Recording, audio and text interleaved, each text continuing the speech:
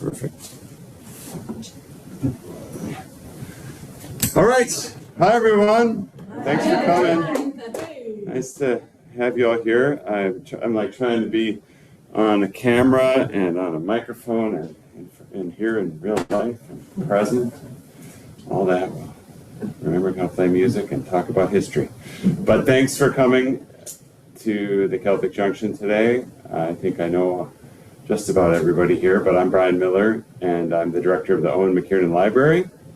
I'm also a musician that has been doing Irish music for a really long time, since I was a teenager, but I grew up in Bemidji in northern Minnesota, which is a logging town, and I have found through a lot of research and having a lot of fun and meeting a lot of people, I've found ways of connecting those two things through history, which has been kind of important to me, and it's kind of kept me motivated to keep working on it. It's been a really cool project, and I've been at it for maybe 15 years, kind of exploring Irish music in the Northwoods, and I'm going to now present on my latest findings and kind of latest version of trying to synthesize it all together. I'm just going to get my water, the one thing I left outside my stage door here.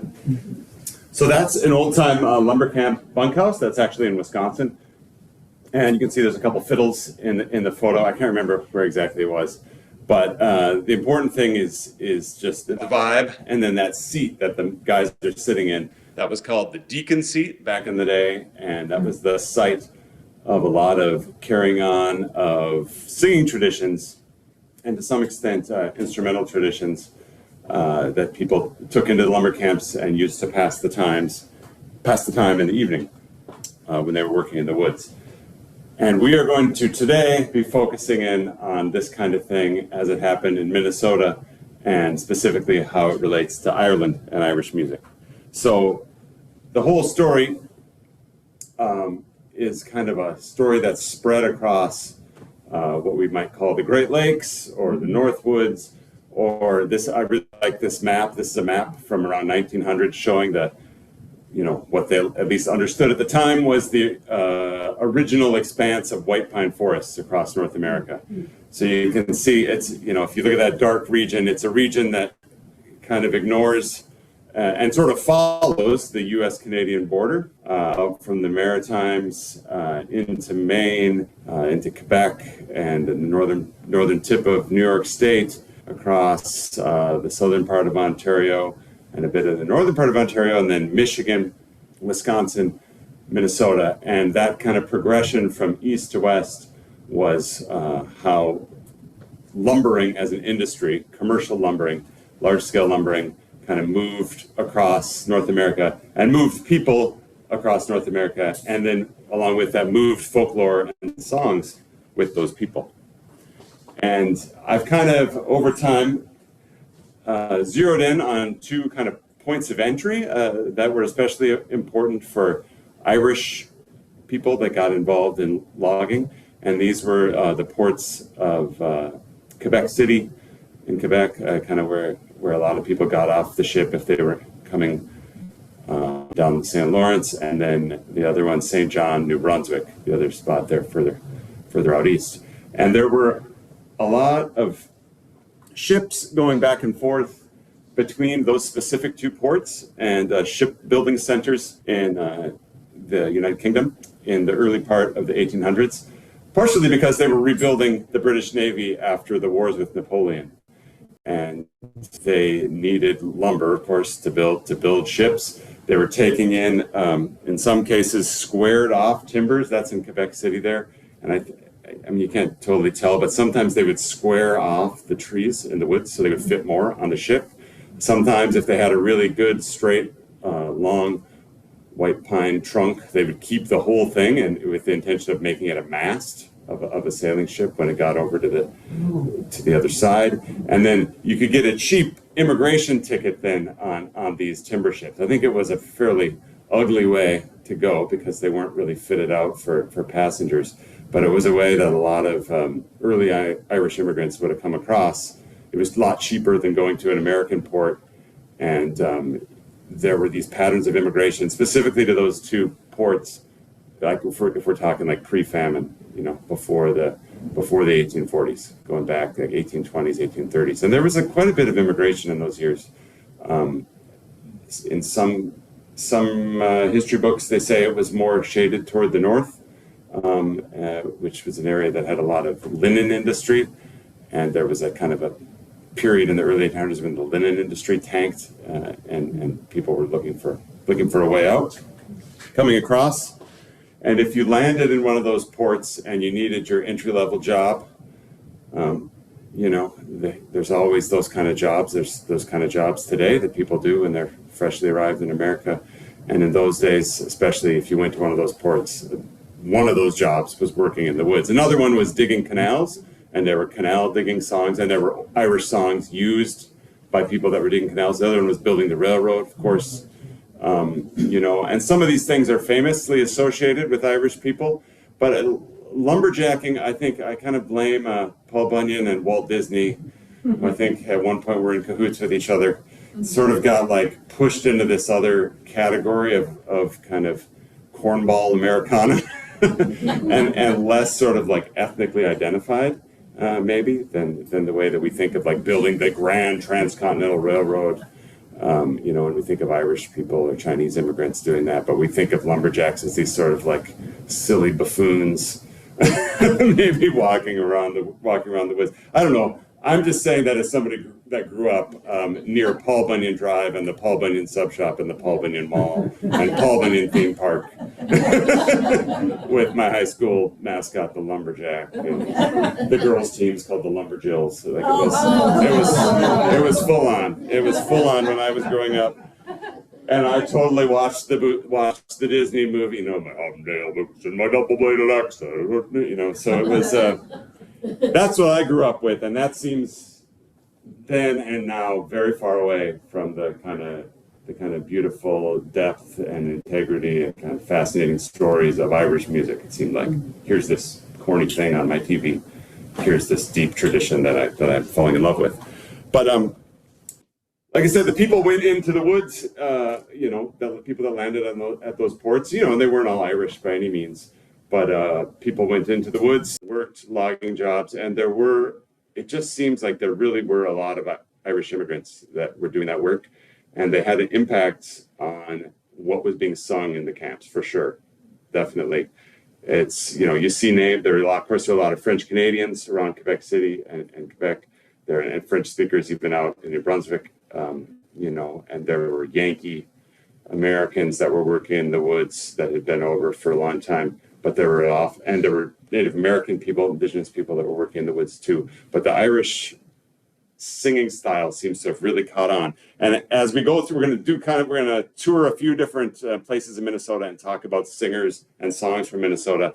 And those two regions, kind of what we would maybe call the Maritimes of Canada, and the Ottawa Valley region, or the Southern Ontario region, and Georgian Bay of Ontario, they just come up again and again in the stories of the guys that came to Minnesota. So just to give a quick rundown of logging back in the 1800s, you did it in the winter, so you could use the snow and the ice to pull the logs out of the woods. You cut down the tree, take the branches off, cut it into lengths, put it on a sled, go by sled over to a riverbank or a lake shore, or sometimes an entire frozen lake, line up all the logs throughout the winter while the snow is there, allowing you to pull them out of the woods. And then you'd end up with this is in northern Minnesota, a whole lake covered in logs waiting for the ice to go out. And then in March, or whenever the ice goes out in Minnesota, you live in Minnesota, you know how it is. As soon as it would go out, sometimes they would say as soon as the ice is floating, they'd send the poor guys out on the river to push the logs into and if you've ever jumped in the lake in March, it's a chilly thing. So then they'd go they would call it going on the drive. And the thing was, often you would say, oh, I'm not going on the drive this year. And then by the end of the season, the boss had other plans for you. And there were various enticements, bonuses, and you got to stay and go on the drive and we'll pay you this much. And in fact, maybe we won't even pay you at all if you don't go on the drive. So there was this pressure to do that. And that would move you down the river and you'd have to get back to where you started, or you just keep moving on to the next job. It's a real transient kind of thing. But in the wintertime, while you were doing the work in the woods, they lived in these shanties in the woods where there was that seat at the base of the bunks. and that's where the singing took place. And I think it was more conducive to singing than working on the railroad or working in terms of like singing long story songs and things that come up in lumber camps. You were trying to pass time, you didn't have your iPhone. You were sitting there. So there's all these great accounts of there being singing in the woods. I just thought I'd read a quick little snippet from New Brunswick. On Saturday night, they'd whoop it up until pretty late. That was the big singing night because the lights stayed on until very late Saturday night. Somebody would pipe up, "We haven't heard from Jim Brown over here. Come on, Jim, give us something." So people that grew up, it's people that came over from Ireland and then settled in those regions, of course, had kids. And a lot of the sons, when they were 14 or 15, would wander into the woods. This is the common story that I find again and again. Wander in the woods when you're 14 years old, and you'd get hired as a cookie because you weren't strong enough to handle the axe and the saw, but you could be the cook's helper and sweep up and do the dishes and things like that. And then you of course idolized the cool guys that were cutting down the trees. And that's what you read in a lot of the accounts. They wanted to be big and tough, and you stayed on until you were big and tough, and then you noticed that the forest was cut down in the town you grew up in, so you moved west. And so there was this big move west across Michigan, Wisconsin, and into Minnesota to the first area that was logged in Minnesota, large scale, and had this kind of culture come to it was Stillwater. That's a picture of Stillwater with all the booms out on the river there, because it's Stillwater because it was a flat. Or the reason the town's there, it was an easy place to boom up the logs and make them into these huge rafts. In the early days, they'd go all the way to St. Louis with these rafted up logs. So the first song I'll sing is one that is a little mysterious, but it's not by a person that I think but it's about one. So it's about a guy named Ed Hart, who was born in Windsor, Nova Scotia, about 1830. His mother was from Ireland. His father, we don't know for sure, was probably Irish maybe, but was born in England. And Ed was born in this Windsor, Nova Scotia. It's not part of Cape Breton. It's on kind of the main part of the island of Nova Scotia. Then he was in Maine a lot as a kid. They moved back and forth. There was really no problem crossing the border in those days. He came to Stillwater in 1853, which is really pretty early for any kind of sizable Irish presence in Minnesota, and also pretty early for the logging industry in Minnesota. It was just getting going in the St. Croix. He was a cruiser, so he would walk around and kind of assess the woods, how much they were worth to the lumber company. And then later in his life, he ran a stopping place, like kind of a ramshackle hotel for itinerants in northern Wisconsin. And he married an Ojibwe woman, Medwi Ashikwi. And I don't speak Ojibwe, so I can't help you too much there, though the family tells me that meant like noisy woman. I don't know. That's probably what he called her anyway. Maybe he was like, he sounds like a real cantankerous guy. His favorite, one of the things, the family histories of him said his favorite curse was "Tarnal Christ." So now you know that. He was from Windsor. That's Windsor, Nova Scotia there, the red dot. So kind of part of that maritime thing. And now I'll try singing the song. So there's no, we don't have a melody that he's used for it, but it was printed in a book on the history of the St. Croix, and it also comes up in some oral history recordings that MNHS, the Minnesota Historical Society, has. And somebody reported it being sung in the camps, and they remembered a verse of it. So I think it really was sung, but we don't know what melody it was used. I just used the melody from an old Irish song. But it was written about Ed Hart by another man named William Young, who I don't know as much about. But anyway, it's called Mickey Free, and it kind of tells his story. Oh, one point that'll be confusing and maybe more interesting if I tell you ahead of time. It talks about Dan shelling the peas, and this was a dispute between two lumber companies where Dan like attacked the PEASE was another camp, another like owner, and he attacked him with rifles or something. It was called locally as the time Dan shelled the peas.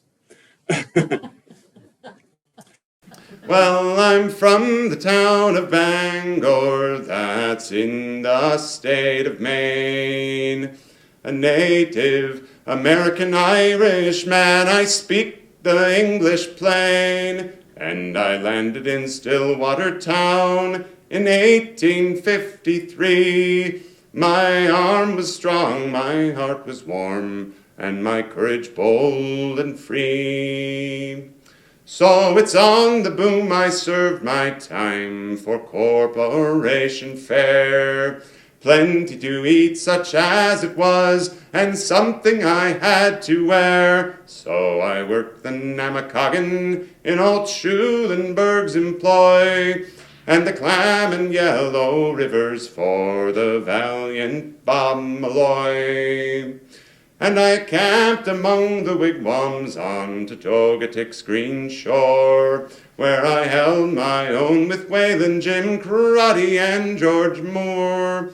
And I worked with Pease and Jackman in the year of 74, and when old Dan he shelled the peas, I heard those cannons roar. And I've been at stopping places while I've traveled on my way, where graybacks big as June bugs were as thick as flowers in May. And I've worked with old man Greeley out upon the St. Croix Drive, where mosquitoes big as hummingbirds would eat any man alive. And I might have been a partner with Ike Staples in his mill, or at least a boss for Lewis or old New Brunswick Bill. But I'm always weak with women, let them be wives or maids, the fair ones and the cruel ones, with hearts as black as spades. And they've left me broke entirely, not 1 cent to my name. I can work for Dunn and Crotty, but it's always just the same. And I'm thinking I'll try farming and forget these younger ways. Make a homestead up in Bashaw, where I'm sure I'll mend my ways. Thank you.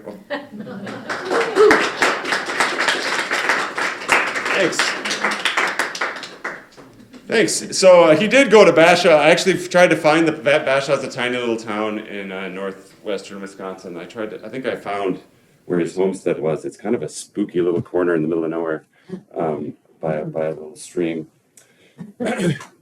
Anyway, I love that the idea of, he's a Native American Irishman, and that idea of that this kind of second generation was the people that came to the St. Croix and came to Minnesota generally. They weren't in general fresh off the boat from Ireland, and because of that, I don't think they always show up in the kind of like statistics about how many Irish people were in this or that town in early Minnesota. But there were a lot there, and there was definitely a cultural presence of Irish people in some of these little towns that we don't think of as Irish at all these days.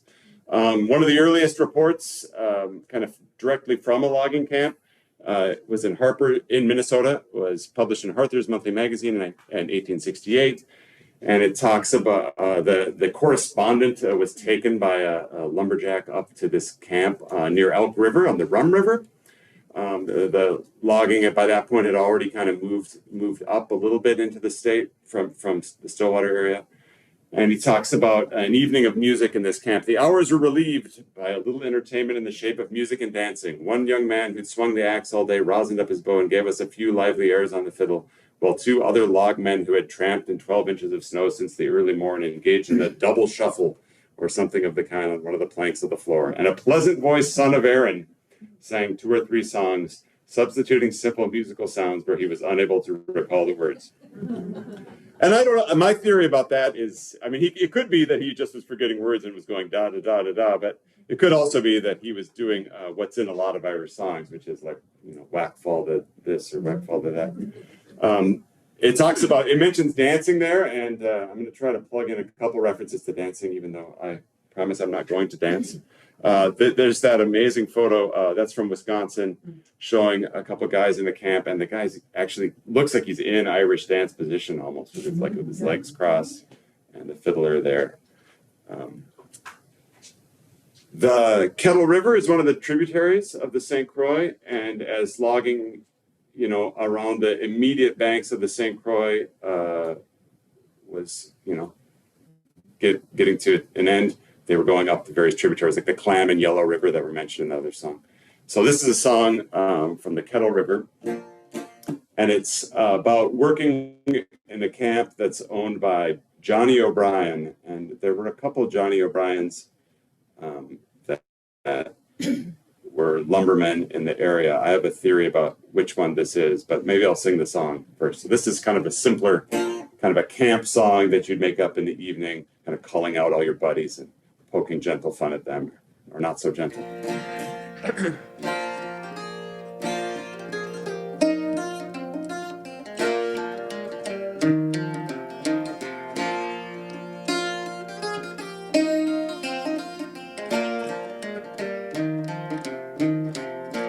On the cold Kettle River, among swamps and bogs, we've been busy all winter just getting out logs. To stay through to springtime, it is our design. And the firm that we work for, it's called the O'Brien.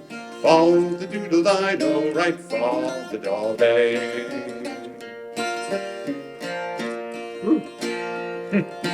There's Billy and George, sure they're well known to all. And that ragged old veteran named Old Man McCall.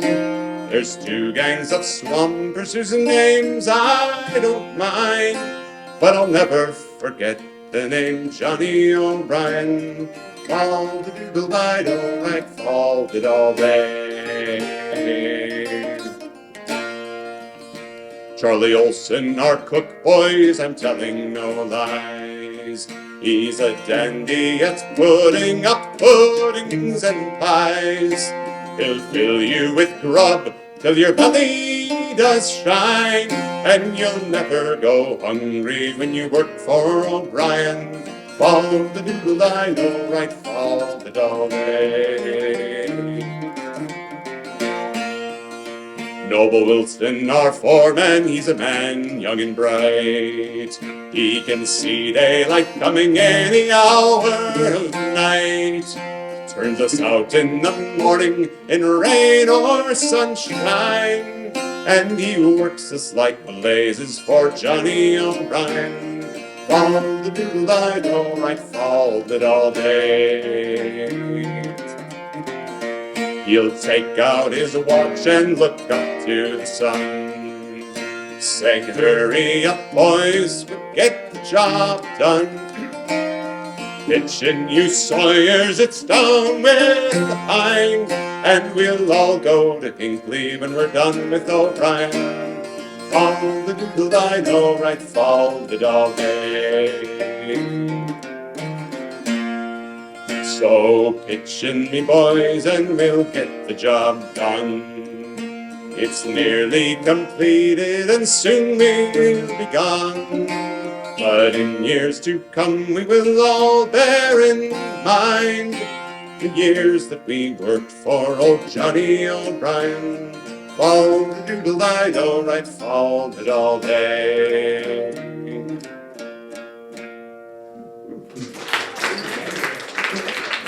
Thanks. Thanks a lot. So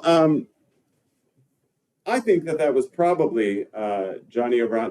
Well, that's not him. Johnny O'Brien, father of that guy with the mustache there. That's William O'Brien, famous lumber baron in Minnesota, for whom the park, William O'Brien State Park, is named after. And John O'Brien was born in that region of Ontario, Bathurst, Lanark County, Ontario. His parents were both from Ireland. He came to Taylor's Falls in the 1850s, same time as that Ed Hart character. And guys that got in early like that tended to, if not themselves, their sons had an opportunity to kind of end up sort of higher ups within the industry. So his son was William O'Brien, who did become quite rich and had the mansion next to the governor's mansion here in St. Paul. John O'Brien's granddaughter, Alice, was kind of an amazing woman and kind of an activist, environmentalist, and she's the one that started the park. You can read a lot about her online. There's a kind of whole page devoted to her on the Minnesota Historical Society. His great-grandson was Thoman O'Brien. Did anybody know him? Yeah, he used to own the Commodore Hotel and was like... Anybody else in Minnesota? It was? Really tall, yeah. Yeah, and he was active in Irish stuff here in town in the 70s. Yeah, so it's kind of amazing. That family's had a big impact, and they've been really involved in the Historical Society over the years as well, too. So I have a feeling that was the Johnny O'Brien in the song. That's where he was from. So part of that, that's the Ottawa Valley region there of Ontario, where a lot of people were from. And then, once you were in Stillwater and maybe like in that case, Johnny had his sons, William and Joseph, and they both worked jobs. At William, because he became a bigwig, ended up going up north to the Virginia Rainy Lake Company, and he was kind of one of the higher ups there, along with the Weyerhausers, in logging off the whole northeastern corner of Minnesota. But that kind of progression up the state is kind of what came next, leading to, of course, logging in my hometown. This is a photo I got off eBay in Bemidji, and if you can find the fiddler in there, he's kind of trying to hide behind a blotch that seems to also be taking out the one potential woman in the photo. There were women in the camps, but mostly in the later days, not so much in the early days. And it was usually if you were a relative of the foreman, so the foreman's wife and kids would be around. And I've got a great story about that. Hopefully I'll get to. I'm going to talk about this guy now. He's kind of a new character that I've got fascinated by. And lucky for, this all has basically never happened in my research, but it turns out he has a very active genealogist in his current family who has done a lot of the work for me. So Mike McAlpine, or as he was called, Black Mike, to distinguish him from a cousin that was Red Mike, which is a classic Irish thing. Kind of, a lot of people have the same name, and Beaver Island, Michigan, where there were a lot of Irish immigrants, everybody was like Black Mike or White Mike or Red Mike. It's like hair color, I think, usually, So he was born in Erinsville, Ontario, a little later than the other guys, exact same part of Ontario. His parents came from County Mayo near Castlebar. He came to Minnesota about 1870. And came first to Minneapolis and then walked from the end of where the railroad ended in Aiken. He walked the rest of the way to Grand Rapids, just a long walk to get his first job in the woods. He would have been just 21 in 1874. First job on Pokegama Lake, which is kind of right in Grand Rapids. If you've been to Grand Rapids, Minnesota, he was he ended up staying and was kind of one of the founding citizens of Grand Rapids. Though at one point he came back down and had a saloon in Minneapolis. McAlpine's Saloon, and then he was back up and he bought a place called the CV Hotel in Grand Rapids and was a kind of a saloon keeper, hotel owner, which was a common next step after working in the woods. That's where he's from, the green dot. John O'Brien was from the red dot. So you're really very similar part of Ontario. Because his descendant has done all this great genealogical work and posted it online, we have like letters that he wrote. This one is graded from 1877. He's writing to his brother back in Ontario. Jim, I will go home next summer. That is if I don't go to the Black Hills. And this was during the Black Hills Gold Rush. So there was a temptation, of course, once you were kind of cut loose from your family and moving across the country to keep moving. People followed logging jobs out west. They hopped over the Great Plains and went out to the big timber out in the Pacific Northwest sometimes. But they also were chasing gold a lot of times when they left Minnesota and went further west. He did go briefly. There's another letter where he talks about going and having a miserable time and being terrified because, of course, they were tromping all over Dakota land while they were out there, and the Dakota people weren't so happy about that. So he came back with his tail between his legs and decided to stay in Minnesota. He was that first winter in his woods. He told the story to people that talked to him later in his life. There was a big gang of Irish or second generation Irish people in the camp, and one of them wrote a song about kind of a fantastical event in the camp. And Mike kept this written down on a piece of paper and passed it on to a woman named Agnes Larson that wrote the history of white pine lumbering in Minnesota in the 40s, I think. And she published in her book, it's a song called The Pokegama Bear. Yeah. And then John Berquist, a fantastic person that I know some of you knew, amazing folklorist from Eveleth, he kind of took it and put it to the Sweet Betsy from Pike melody, because again, it was just kind of taken away from its original melody. I'm going to give that one a try, the Pokegama Bear. This one is very silly, but it was passed on by that guy, Mike McAlpine, and he's mentioned in the song. Come all you good people that likes to have fun, come listen a while and I'll sing you a song. Listen a while and the truth I'll declare, I'll sing all about the Pokegama Bear. Well, Maurice O'Hearn was a bold Irish lad. He was building a fire in a pine stump bedad, when the ring of his axe broke the cold morning air, and awakened that monster Pokegama Bear. With a roar like a lion, O'Hearn he did swear, run boys, for God's sake, for I've found a bear. When out of the woods young Jim Quinn he did cry, saying, shut up, O'Hearn, find your own porcupine. Then into the swamp this old Bruin he flew, O'Hearn and Frank Hasty did quickly pursue. Into the wild woods our heroes did tear, to take dead or alive the Pokegama Bear. But the bear he went mad and at Hasty did sneer. He braced for the impact without dread or fear, with his jaw firmly set and his axe in the air. He stumbled and fell on Pokegama Bear. Then back to the tote road this Bruin did go. He thought that was better than wading on snow, but little he knew what awaited him there. Cruel fate was against the Pokegama Bear. For bold Mike McAlpine, that man of renown, a noted foot racer on Canadian ground, he ran up the road with his axe in the air, and he dealt the death blow to Pokegama Bear. Then back to our camp this Bruin was sent, to clean him and dress him it was our intent, and agreements were made that each man get a share of the oil that was in the Pokegama Bear.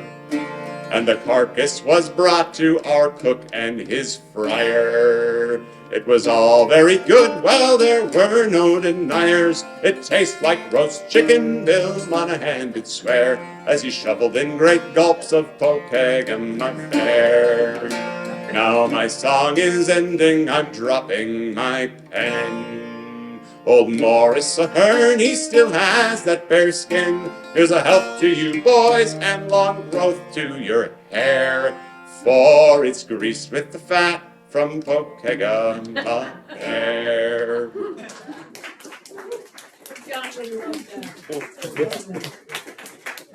Yeah, I got to meet John Berquist once in Virginia after singing there, but I wish I would have got to know him better. I got to send him one of Jim Mary's books before he died. Oh, that's great. That's awesome. So, my introduction to this whole topic kind of came through the Singers Club here in town, which some of you were regulars at that and still are regulars at the online session that we do. But we had Judy Cook, a woman from the East Coast, come in and give a workshop on logging songs. And I wasn't really expecting there to be any Irish connection. I figured, there maybe would have something to do with where I grew up. But she sang this specific song, The Shantyman's Life.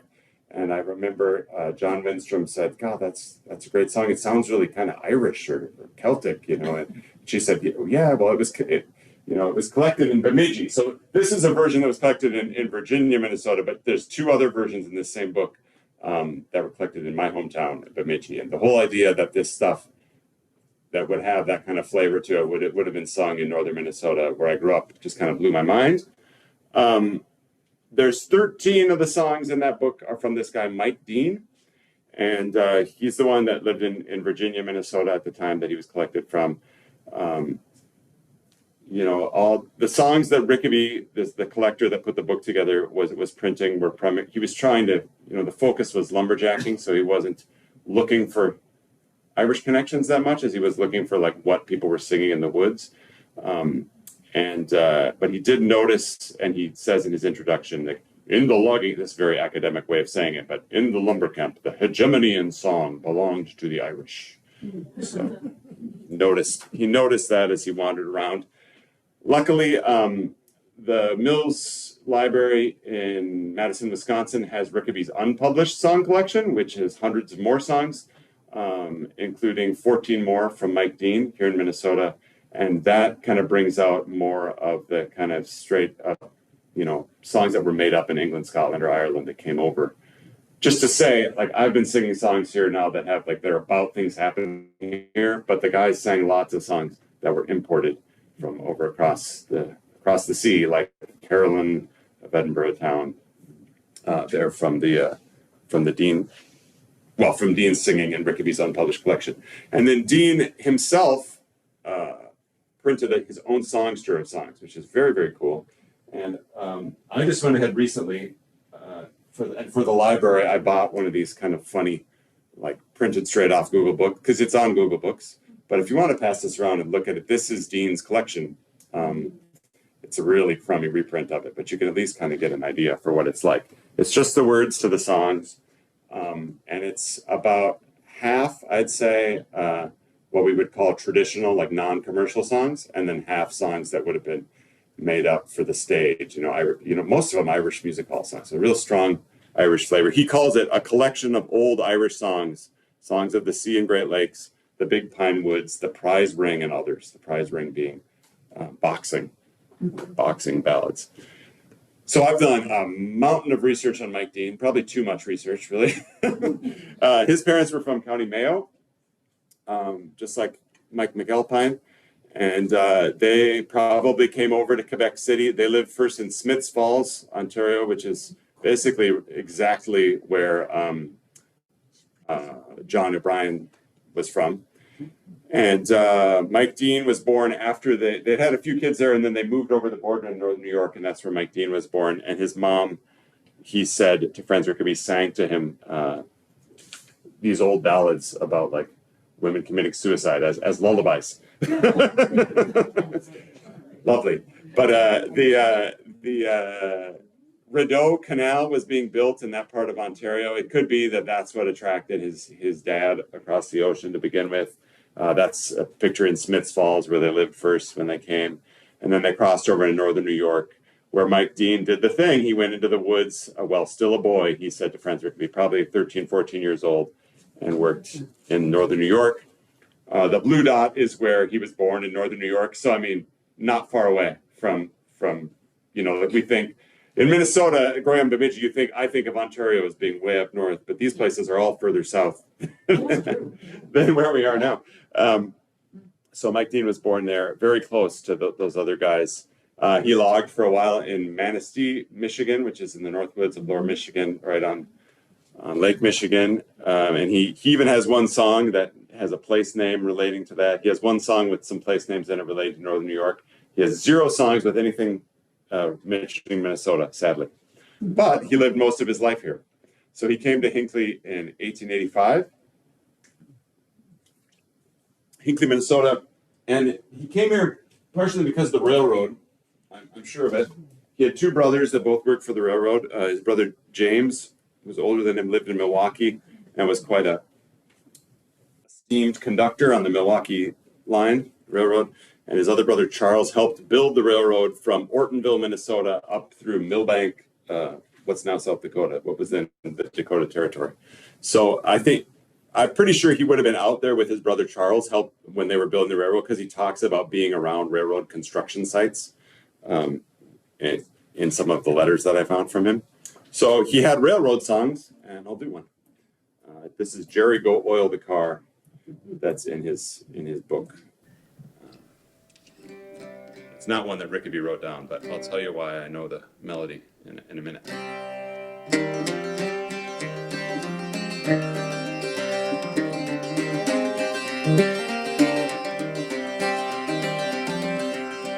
So come all you railroad section hands, I hope you lend an ear. Likewise, pay attention to these few lines you'll hear concerning one Larry Sullivan. Alas, he is no more. Well, he sailed some 40 years or more from the green old Irish shore. For 34 weary years he worked up on the track. The truth they say, from the very first day he never had a wreck.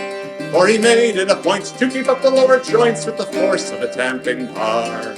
Joint ahead and center back, Jerry go oil the car.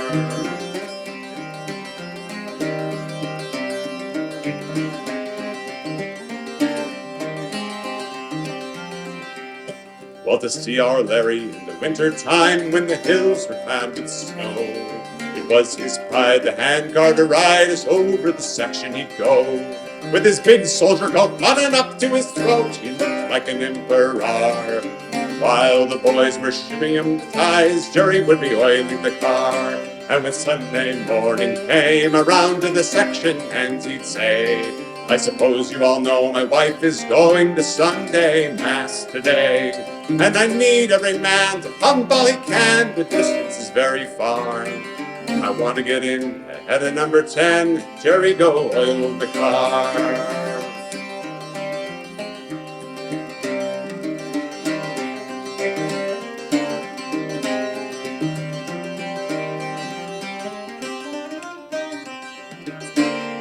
Now that my friends are gathered round, there's one request I crave. When I'm dead and at my rest, put the handguard by my grave. Let the spike maul rest upon my breast with the gauge and the old claw bar. While the boys are lowering me down, leave Jerry to be oiling the car. And give my regards to the roadmaster, poor Larry, he did try. Raise me up that I might see the handcar before I die. He was so weak he could hardly speak, in a moment he was dead. Joint ahead and center back were the very last words he said.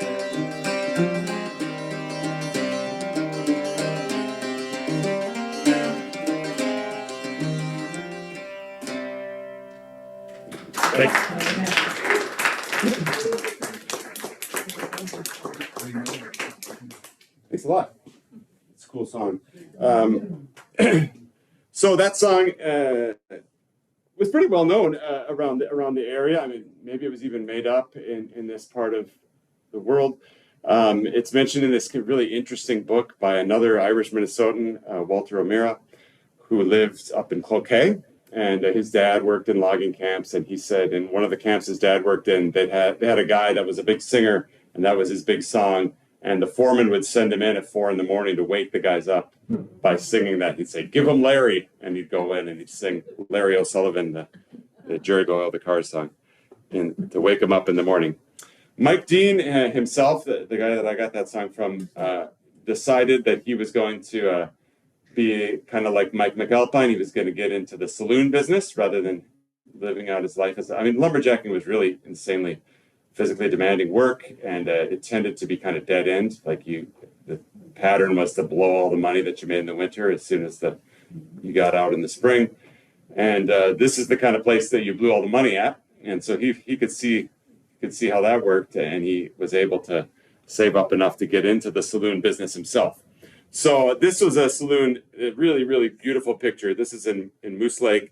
Mike Dean worked next door to this one, not at this exact one, but one very on the same street, around the same time period. So you can see the awesome stemmed glasses and the spittoon, the cuspidor on the floor. Mike Dean was once attacked with one of those. They used to be made of cast iron, and there's reports of guys would attack if they're mad at the bartender. They grab the cuspidor off the floor and swinging at him. So he kept a revolver behind the bar for that reason. He drove the guy. This is a whole report in the newspaper. He drove the guy out on the street with the revolver that had been throwing the spittoon at him. It was the Wild West, And I made this graphic recently. I put that awesome stemmed pint glass. Those are all the places where Mike Dean ran saloons. So he was a real journeyman saloon keeper all up and down. There were kind of two railroads that kind of followed that track up from the Twin Cities, and they met at Hinckley. I always get the names wrong. It's like the something in Superior Railroad, and then the something in Duluth Railroad. One went to Superior, one went to Duluth.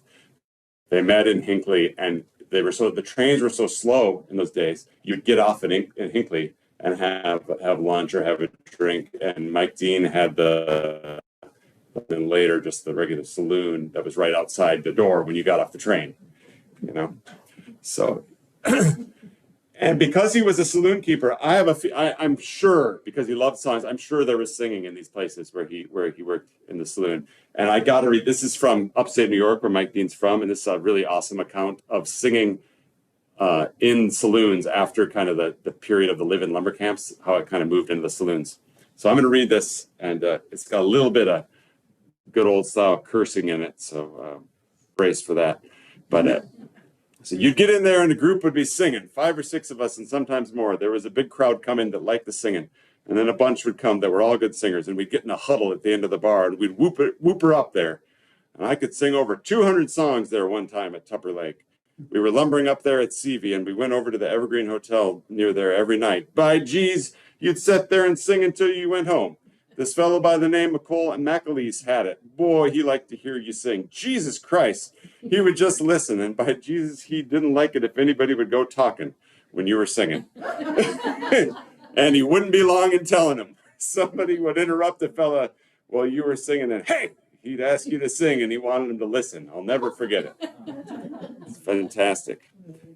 So, and in those saloons in Hinckley, Minnesota, there were loads of these Irish, second generation Irish people like William O'Brien. Mike Dean used to go fishing with William O'Brien, and with this guy in the middle, Dennis Brennan, who was from Valentia Island off the coast of Kerry, and these brothers Thomas and James Brennan, separate Brennan family from Kilkenny, the exact same town as the Bishop John Ireland, and they were childhood friends of the Bishop.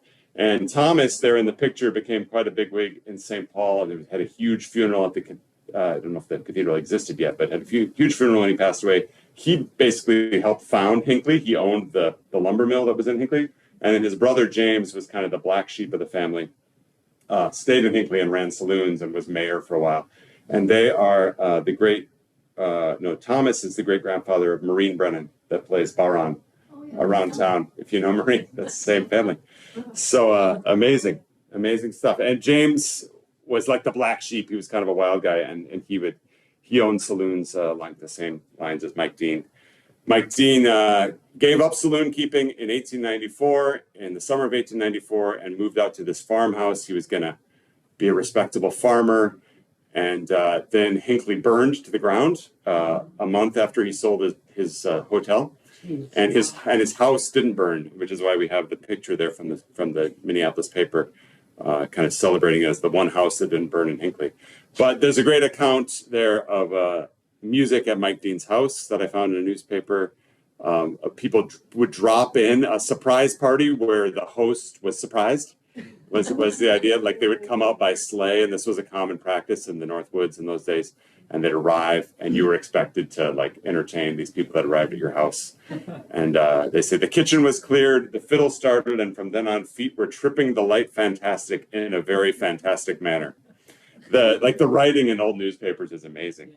The more stayed upstairs. Come on. I mean, it's an English major's dream. When Prohibition came, and it came county by county in Minnesota, Mike Dean couldn't be a saloon keeper anymore, and he tried for a while working on the docks in Superior. By that point, he was like 70 years old, and that was an awful job. They used to have to climb down the trough to help push all the ore into the boats. He didn't last long there, and he moved up to Virginia, Minnesota, where his old fishing buddy, William O'Brien, had started this enormous sawmill. It was the largest white pine sawmill in the world at the time in Virginia, Minnesota. We think of it as an iron range now, but at the time it was this huge lumbering center. And look at the size of the boards. That's a picture of the workers at the time. I'm pretty sure Mike Dean, he has to be in there somewhere, and I have no idea which one he is. So you pick the one that looks like 75 and like he could sing. That's him. That's a picture of the mill. And Mike Dean lived in that red boarding house in the foreground. It was called the Pine Tree Inn. And he probably slept in shifts with another guy. He had the night shift, and so the other guy probably had the bed at night, and then Mike Dean had it during the day. And while he was living there, he was reading these pulp magazines that were really popular with guys. You know, they had like Jack London kind of stories in them, and then advice on that, like how to saddle a horse in the real Western way, like how to wrestle an alligator, these kind of things. And in the back, they had a column called "Old Songs That Men Have Sung," and you could send in your half-remembered song, and other people would fill in the blanks. So he wrote in himself, you know, compadre MC Dean of the Pine Tree Inn, Virginia, Minnesota, would be grateful for a song called Paul Jones the Privateer, a saltwater ditty. And and then people would send in to the editor. He was a poet at the time, Robert Frothingham. And Mike Dean, around the same time, published this book, a very cheaply printed book, The Flying Cloud, 166 songs, just the words that I passed around there. And he sent it in to Robert Frothingham. I'm sending you a collection of old-time songs I've gathered up in my wandering around the lakes and lumber camps and railroad construction works. There's not a song in the whole book, but what I have memorized I can repeat over. And then he says this self-deprecating thing about not being able to sing, but I think he's not a brilliant singer, but I think he's being a self-deprecating Irish person at that point. The next year, then, I think Frothingham was really impressed by the collection, and he started suggesting it to people. All of the letters relating to that column are all archived at the Library of Congress, and I got a research grant to go out there and work with them. So he was sending it around to people. That's probably how Franz Rickaby found out about Mike Dean. He came in June 1923, and this was his letter to his wife while he was staying at the Pine Tree Inn in Virginia. I dare say you would not like their linens, but songs trip off Mike's tongue like logs over a waterfall. So my short rest on a horsehair mattress on a rusted bunk under a moth-eaten blanket is a small price to pay. Anyway, the fleas deserve a good supper too. This is a Harvard-educated, highbrow writing about this visit to this boarding house. I'm scribbling madly, working hard to catch the melodies.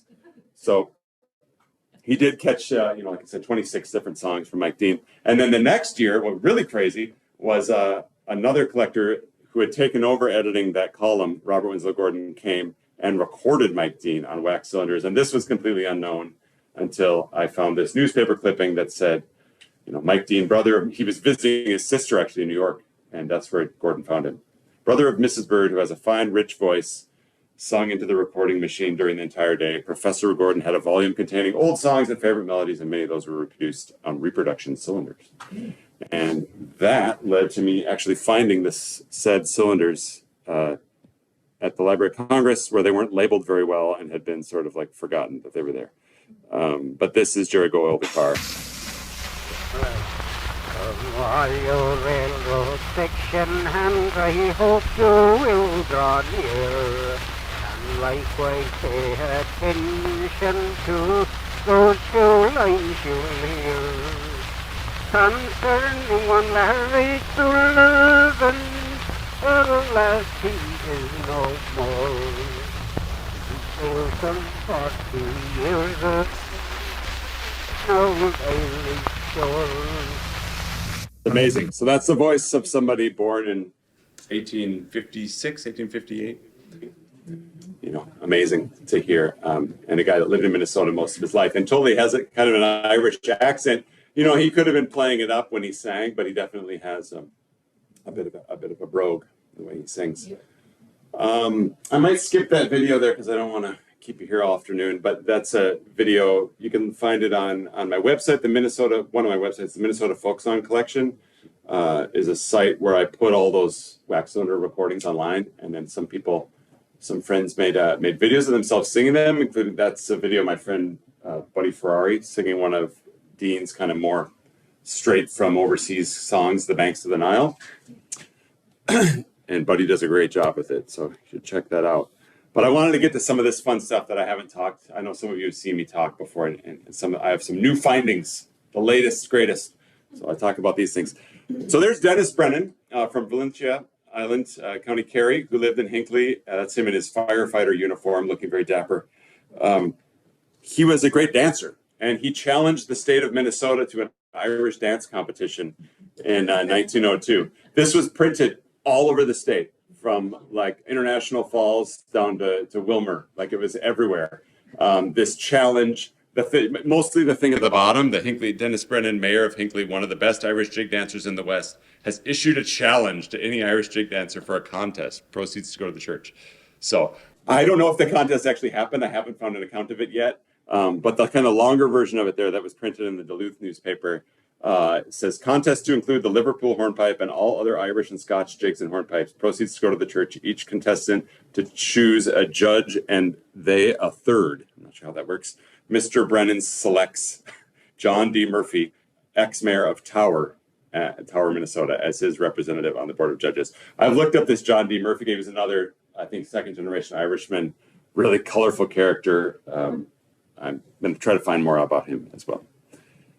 But this idea of there being dance in the camp, I mean, there definitely was dance in lumber camps, and there definitely were dance traditions preserved here in rural Minnesota. One of my favorite things I found, and I'm missing a photo there. I'm supposed to have a photo of a guy log rolling, because log rolling, if you think about log rolling and the similarity maybe to having good footwork for Irish dance, I found this one account of a 4th of July party in the Twin Cities put on, or in Minneapolis by the Ascension Church. The entries in the log rolling contest promise that this future will be unusually exciting. In the Irish jig and reel contest, entries have been made from Duluth, St. Paul, Stillwater, Green Isle, and Belle Plaine, as well as by local experts. So that's really fascinating to me. The idea of there being log rolling next to an Irish dance competition and there being Irish dancers coming in from Stillwater and Duluth, at the places where they might have had these backgrounds. Fascinating. The picture that I'm missing there, I just realized I forgot, is a picture of a third-generation Irish Minnesotan from Cloquet, who was a national champion log roller in the 1930s. Joe Connor was the guy's name. And that Walter O'Meara book, he talks about there being log rolling every weekend on the pond in Cloquet. People were always log rolling. So I've had a few outstanding experiences doing this stuff, and I've sung in over 100 venues all around the state of Minnesota, mostly with my friend Randy Gosa doing this music. And one of the best things that ever happened was we met this woman, Elsie, or somebody told us about her, and then we went and met her. And some of you have heard this story before, but Elsie, I met her when she was, in that picture, she's only 103. And I then interviewed her for the next 4 years. She passed away at 107. She was born in 1909 in a logging camp north of Kitchie Lake, or on Kitchie Lake, north of Cass Lake, in northern Minnesota. Her maiden name was Schock. She was German American, but she married an Irish guy. And she says in her dad's camp, most of the guys had come down from Canada and had Irish backgrounds. And this is Elsie talking to me about guys, how they would learn songs in the camp. And she had an amazing, she loved that she had been in a logging camp. She was so proud of it. And she had this kind of wistful, beautiful, reverence for what people were like in those days. I guess, it's that nostalgia we all have for how things used to be better, I guess, but it's really beautiful the way she talks about it. But it was, people were for people. People were for people. Because they were away from everything else. Mm-hmm. There were no movies, there was just music that you made yourself. Yeah. And I knew a fellow would come and he'd have a different song and everybody would learn it right away. Yeah. He'd hum it and they'd listen and listen. Pretty soon he'd say the words and they'd all listen and they'd learn it. So if somebody came like that, would they would they just sing it, kind of just sing the song through, or would they intentionally kind of teach it to people, go through it slow? They just sang, But they kind of go through it and people would try to learn it? Yeah. Whoa, we never heard that song. Yeah. Well, he'd sing it again, So he'd sing it again, maybe. They were all humming, and That's great. They never wrote any songs. They were just that people came in that heard songs and could remember them. Right. See, in those days, they were songs. There wasn't music, it was songs. Right. Would they write down the words ever? Oh, they'd write the words if they could. If they could, yeah. It's amazing. This is another latest, greatest find for me. Actually, Tom Klein, the local piper extraordinaire, sent me this article several years ago that he'd found while looking through newspaper archives for references to the Uilleann pipes, or the Irish pipes, as they would sometimes be called. I'm not sure if that's exactly what's being referenced here, though it would be like insanely cool if it was. But I'll read it. This is an account of a party by a crew building a bridge. So, in 1911 in Taconite, or Holman area east of Grand Rapids. So, the Mesabi Bridge crew, living in boarding cars here, was getting lonesome this week and rented an empty building between Taconite and Holman, and one night invited men to come from both towns. Those who went had a fine time. Promptly at 8 o'clock, Master of Ceremonies J.J. Summers mounted the small stage they had erected and gave a short speech on welcome following the famous circus recitation. Frank O'Brien gave a number of selections on the Irish bagpipes. Fascinating.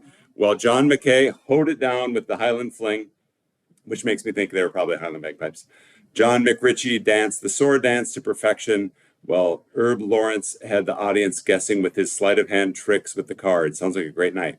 Next came Denny Morris, who carried the crowd with his hobo songs, while Felix Blesson and his dog Foxy kept everybody in roars. But when Mike O'Donnell danced the Irish jig to the music of The Wind That Shook the Barley, the stage was in danger of coming down. After Mr. Summers gave a few choice selections on his violin, a Dutch lunch was served to all present. At 11:30, everyone went to their homes, well pleased with the bridge crew. So, later in life, the rascal started spelling his name Summers like the season summer, and he lived in Robbinsdale, down here in the Twin Cities. And he actually came up in my research I did last year on Irish in the Twin Cities. And but it's the same guy, and that's him. That's him when he competed in a fiddle contest in Minneapolis in the 1920s. And it turns out he was from Georgian Bay area, just to the west of the other guys. And he was a big songwriter. He wrote all kinds of songs, poems, some of them probably, definitely some of them meant to be sung, and some that were even published locally here in this Irish newspaper that was in the Twin Cities. It's kind of associated with the Hibernians, the Irish Standard. So the first bit of this one, a Yankee or a Canuck. I was born of Irish parents on the shores of Georgian Bay. Why wasn't I born in Ireland or in good old USA? Although I'm a Yankee citizen, I think, gosh darn the luck. Why wasn't I born a Yankee instead of a Canuck? I guess he had no love for Canada at that point. He published a book, which I now have. I just found this. I discovered this whole thing over the holidays. They're farting around online, looking through online archives. Jim's Western Gems, another great play on words. And his brother worked in logging camps near Hibbing. But I don't know if Jim himself did, but he did. He worked for that bridge crew near Taconite. And when I got a copy of the book, it's online, but when I found his book, there was a song about basically his night in Taconite. So. And I found a good melody from a kind of an obscure collection from Georgian Bay, which seemed like the right thing. So I will now sing it. I have traveled up and down a lot from St. Paul to the coast, and I have met some charming girls I fancied I liked most. But the fairest bunch I ever saw that fairly dazed my sight were the girls so sweet, none can be beat, the maids of Taconite. Oh, they always look so graceful, each wears a pleasing smile, and they're just the size to take the prize. They'd dress in neatest style. And if you're fond of dancing, it would fill you with delight to have a whirl with any girl from the town of Taconite. Oh, I feel sorry for the boys that stay at home with Ma.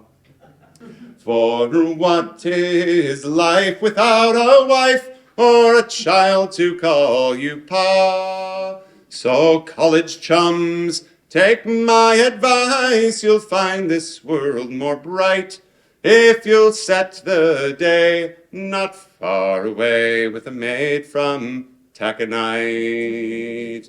And if she's just your cousin, give some other girl fair play. Don't make her wait and aggravate until her hair turns gray. And girls, don't be too patient, no, demand what's just and right. For there's very few that equals you, you maids of Taconite. So here's good luck to all the girls in that little mining town. For when you're in their company, no face could wear a frown. May each one wed some level head for joy and not for strife. And I'll bid adieu, good luck to you, you maids of Taconite. Isn't that great? It's amazing. I love it. So, will you tolerate another few minutes? I'm almost through everything I wanted to say, and it's hard to get to everything because I just find it all so interesting. Anyway, so in Mike Dean's book, like I said, half the songs would maybe be like what we call traditional songs, and half would be more these kind of music hall songs, which it initially really kind of turned me off. Like that didn't seem like something I was that into. But of course, if you go deep into anything, it gets more interesting and gets more complex, and it's really kind of been fun to try to understand it better. So these are three people that a lot of his songs were associated with, or some of his songs. Edward Harrigan was kind of like a really famous Irish-American composer from the 1800s. Dick Carroll and Pat Rooney were like major innovators in tap dance and kind of maybe melding styles of dance from Ireland with things coming from African Americans and inventing new kinds of dance over here. There's even in Ryan's Mammoth tune collection, there's Dick Carroll's Clog, and Pat Rooney is still remembered. Pat Rooney's son, Pat Rooney Jr., was in the original production of Guys and Dolls, like their big show business family. And of course, these people came to the Twin Cities, and Mike Dean, once he was owning a saloon, was back and forth to the Twin Cities a lot. I'm sure he had the opportunity to hear people like Pat Rooney when he was in St. Paul. But smaller groups came to Hinckley and came to small towns around northern Minnesota. And lately I've been researching this group.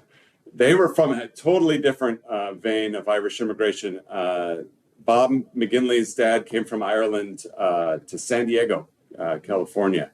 And I don't know if he came out to California for the gold rush or what, but Bob was born in San Diego, and his dad was a performer in blackface minstrelsy, the kind of horrible racist thing that was wildly popular in the first part of the 1800s. And Bob married Eva in Nevada, where they were growing up, and they started their own troupe as minstrelsy was kind of giving way to music hall and variety theater, which was like this kind of constantly changing, all the bells and whistles.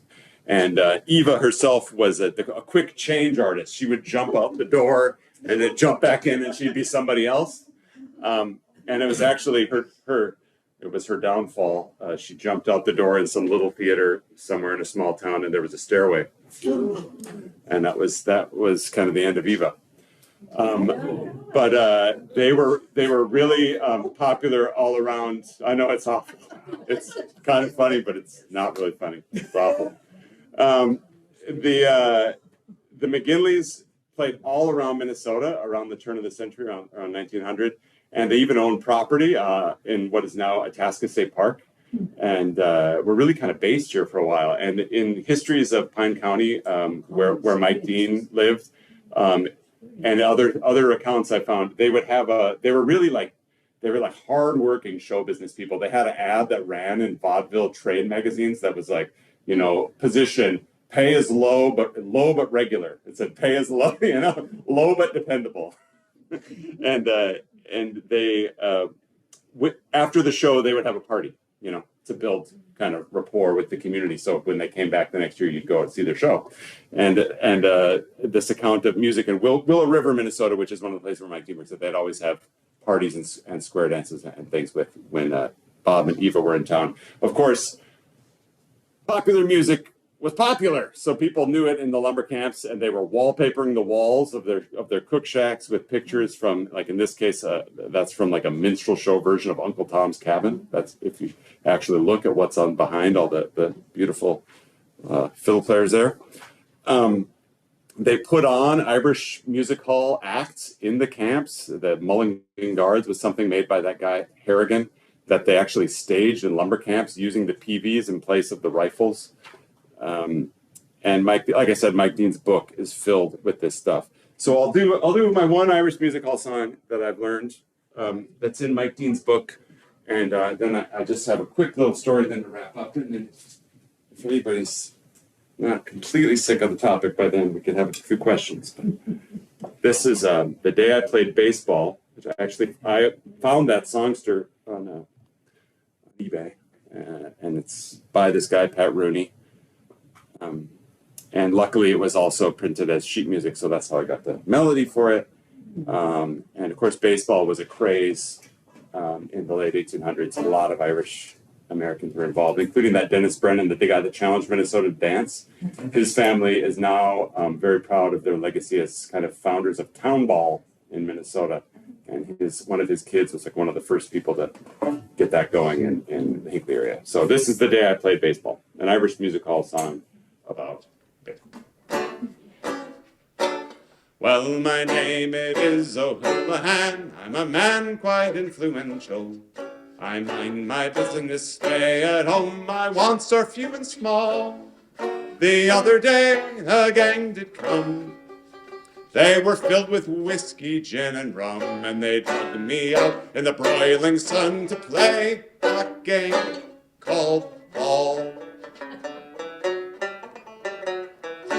Well, they made me carry all the bats. I thought they'd set me crazy. They stuck me out in center field. I paralyzed them all. I stuck up my hand to catch a fly. Holy murder, it struck me in the eye. They left me out by that fence to die on the day I played baseball. Well, O'Shaughnessy of the second nine was pitching underhanded, and he put a twirl upon the ball. I could not hit it all. The umpire, he called strikes on me. What's that, says I? You're out, says he. Bad luck to you, O'Shaughnessy, and the way you twirl the ball. But next time at bat, I hit the ball to clear out to San Francisco. Around the bases 3 times 3, by heavens I ran them all. My gang let out a terrible howl, saying, O'Houlihan, you've struck a foul. They run me down with a Turkish towel on the day I played baseball. The catcher swore by Jack of trumps he caught me stealing bases. He threw me into a keg of beer, I loud for help did call. I got raging, roaring, stone blind drunk. I fell into the gutter and lost my spunk. A head was like an elephant's trunk on the day I played baseball. Well, reporters asked to know my name. They presented me with a medal. They asked me for an autograph to hang upon the wall. Though Houlihan, you've won the game. Though my head was sore and my shoulder lame, and they sent me off on a cattle train on the day I played baseball.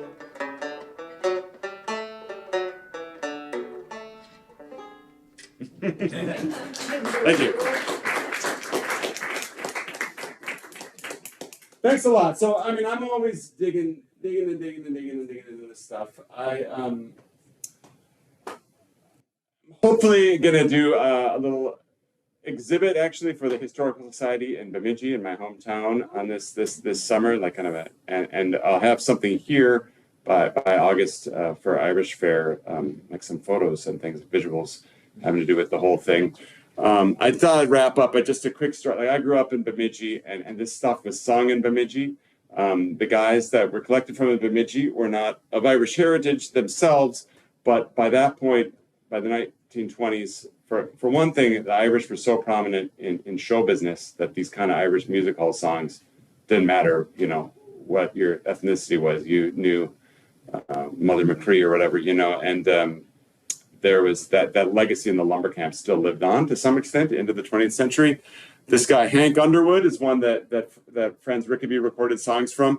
And I found these fascinating newspaper accounts that he was actually a performer himself. So he was in logging camps, singing logging camps, but he also sang possibly in some minstrel shows, this Haverleys thing, but then also with that woman there, Fanny Davenport, and her troupe of vaudevillians.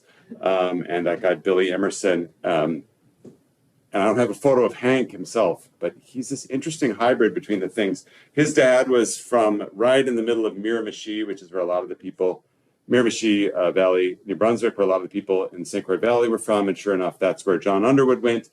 His son Hank logged for a while around Stillwater and then went up around Bemidji because that's where the industry was going. And his brother ran the Underwood Hotel in Bemidji. This is an interesting Irish thing too. In Bemidji, they pronounce it Kelliher, but Kelleher, Minnesota, north of Bemidji, Kelliher. And his brother was kind of a respectable citizen, and Hank was supposed to be the black sheep of the family. But as it says, he did not confine his golden voice to the lumber camps. He sang Mother McCree and My Wild Irish Rose to all who would furnish him drinks there at his brother's hotel. So again, there's the Irish music hall stuff. When he came to Bemidji, he would sit on the boardwalk in front of the Kelliher Hotel. So there was a separate, it's confusing, there was a hotel in Bemidji called the Kelliher Hotel or the Kelleher Hotel. And he would sit, or he'd go on the boardwalk in front of the Kelliher Hotel, and he would sing, causing people to congregate for a half block in both directions. And at times the police were forced to thin them out to keep traffic lanes open. So this kind of blows my mind, because this is a guy like doing street singing, like this famous old tradition of street singing in Bemidji, not more than a couple blocks away from here. I've got to jump ahead to find it, where I used to sing with my buddies when I was in high school. And that's me at the feet of Paul Bunyan there. But so remember that date, Paul Bunyan, 1937. That was the date that statue was put up. In 1937, there were still old lumberjacks around Bemidji, and at the time, there was this guy who was big about town, Charles, they called him Paddy the Pig, Donovan, definitely of Irish extraction, not from any of those places I've been mentioning. He was actually born in Indiana, but he was a big man around town. He was a great gambler, really good at swindling people out of money, playing poker. And he spent part of his time in Bemidji in the jail that was there. He was kind of a wild character. And he supposedly used to go to that Kelliher Hotel with Hank Underwood, and they would argue. You can imagine the two old guys arguing about who was king of the lumberjacks, who was more authentic.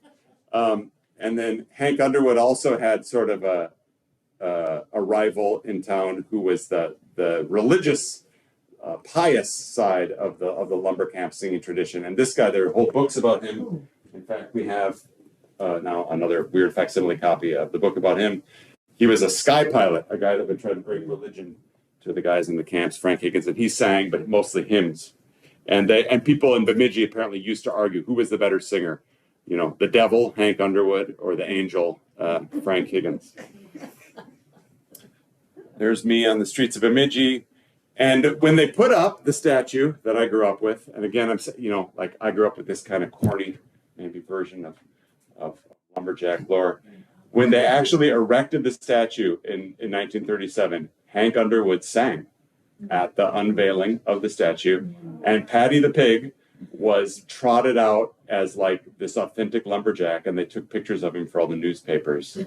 And Hank died, right? Actually, he died between when they unveiled the statues and then they had this winter carnival event, and he died, and it was like the passing of the times, like it's really poetic, like this older version of what it meant to work in the woods and carry kind of like maybe deep threads of folklore and song in that, and then it kind of became Paul Bunyan, and then we had Walt Disney, and then we're here where we are today. But the whole journey of doing this research has been such a kind of cool full circle thing for me, and I love it. So thanks for coming. Thanks for listening and talk about it. Thank you. It's great. Yeah.